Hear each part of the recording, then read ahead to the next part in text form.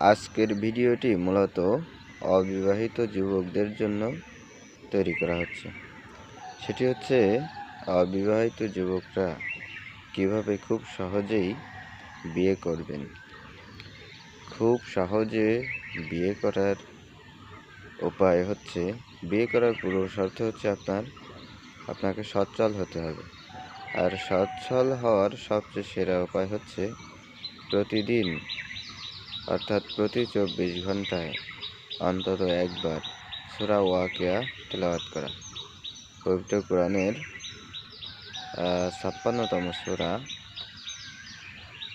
সূরা ওয়াকিয়া তেলাওয়াত করা। কেউ যদি প্রতিদিন একবার সূরা ওয়াকিয়া তেলাওয়াত করে, তাহলে আল্লাহ তাকে সচ্ছলতা দান করেন এবং তার সকল অভাব পূর্ণ করে দেন। আর যখন আপনি সচ্ছলতা পাবেন, তখন আপনার জন্য বিয়ে করা সহজ হয়ে যাবে।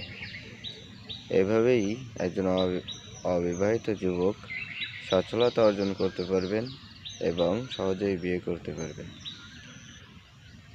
আশা করি বোঝাতে পেরেছি। ধন্যবাদ।